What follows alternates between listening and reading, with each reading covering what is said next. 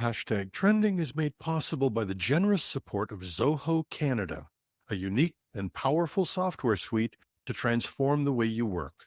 Designed for businesses of all sizes, built by a company that values your privacy. Visit them at zoho.com. 25% of bosses hoped return to office would make staff quit. HP reports a 20% drop in printed pages since the pandemic. Frontier hackers threaten to leak data for 750,000 plus customers. And what will happen at Apple Worldwide Developers Conference next week? These stories and more on the We Knew It All Along edition of Hashtag Trending. I'm your host, Jim Love. Let's get into it. A new study from HR software company Bamboo HR presents sobering data over the true motivations and effects of return to office mandates. According to the survey of over 1,500 employees, a quarter of executives and a fifth of HR professionals openly admitted they hoped return to office, RTO, would lead employees to voluntarily leave. The findings back up suspicions that for some companies, RTO pushes were essentially employed as stealthy pseudo-layoffs amid the tight labor market. Over a third of leadership respondents said their firms had undertaken actual layoffs in the past year when not enough staffers quit over RTO rules. The survey paints a picture of plummeting employee morale and rising workplace surveillance in the wake of RTO policies. 42% of staffers now say they come into the office solely to be visible to managers, while remote employees feel compelled to demonstrate hyper-availability.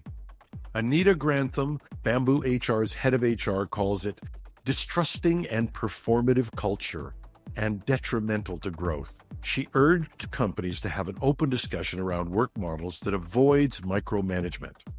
The data reflects earlier signs that return to office largely failed to achieve the desired boost in productivity and engagement.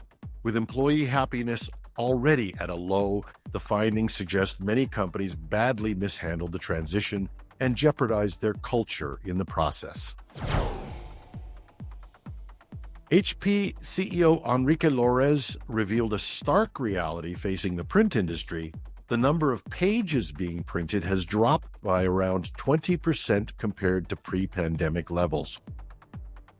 Speaking at the Bernstein Annual Strategic Decision Conference, Lores attributed the decline to hybrid work models, leading to fewer people in offices every day. Before the pandemic, our estimates were that we were expecting to see a 20% reduction of printing, and actually, this is more or less where we are, Lores stated. While printing spiked temporarily during lockdowns as people worked from home, Lores said home printing has also seen a recent downturn. This drop poses a big challenge for HP and its rivals as reduced printed output impacts sales of printers and, more importantly, ink and toner. HP's print hardware revenue has now fallen for 9 consecutive quarters. And compounding the issue, Lores noted customers are extending the life of existing printers rather than upgrading, further impacting future revenue streams. However, HP is countering by pushing more subscriptions for ink, toner, and printers. It now has over 13 million subscribers across various plans. Although, I have to say, this has probably not been one of their more successful customer experience triumphs. As a tech publisher, we used to get angry letters about digital identity. Now, we get emails about printer subscription plans. The company is, however, betting on better times with hopes for a recovery in industrial and commercial printing, where label and packaging output is rebounding after recent declines. Telecommunications giant Frontier Communications is dealing with a massive fallout after a cyber attack exposed private data for over 750,000 customers. And the hackers are threatening to leak even more unless their ransom demands are met.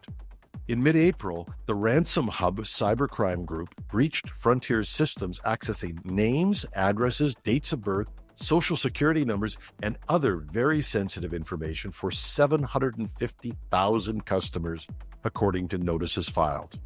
The hackers claim to have data on 2 million Frontier subscribers in total and have given the company until June 14th to pay an undisclosed ransom. If not, they are threatening to publish the entire 5-gigabyte trove of stolen personal and financial details online.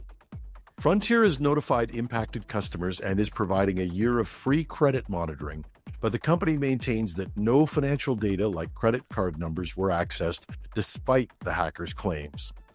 In response to this criminal extortion scheme, Frontier says it has bolstered network defenses, alerted authorities, and was forced to temporarily shut down some systems to contain the breach.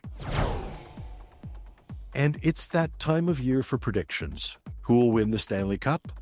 Who's going to win the NBA Finals?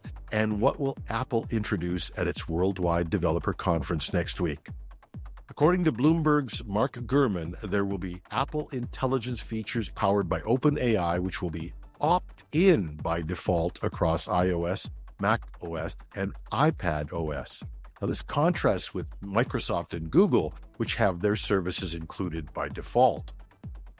Apple is leaving this to user choice. So rather than prioritizing splashy generative AI capabilities, Apple is said to be focusing on AI features with broad appeal and real usefulness.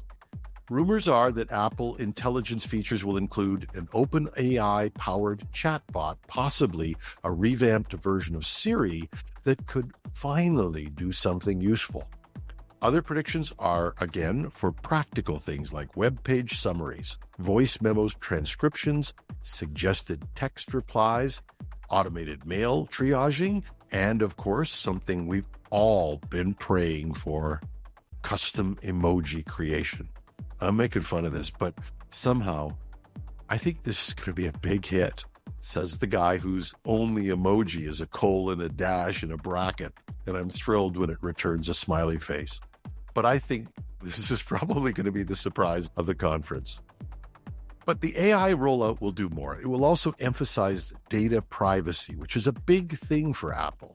Apple will keep to its on-device processing where possible using Apple's neural engine chips.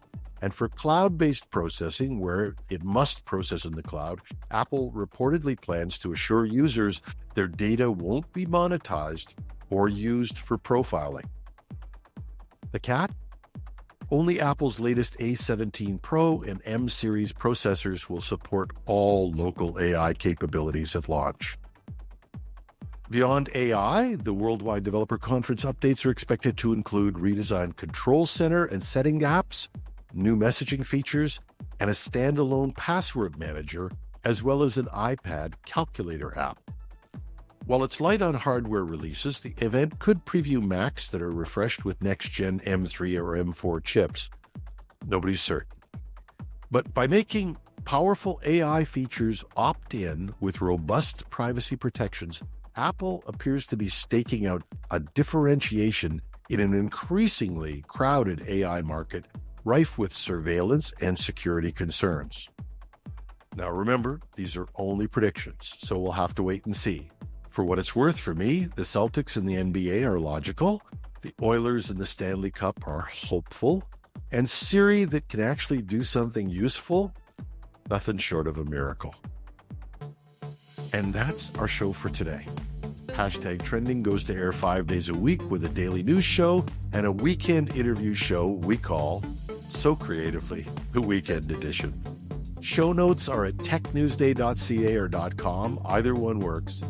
And we love your comments. Contact me at editorial@technewsday.ca.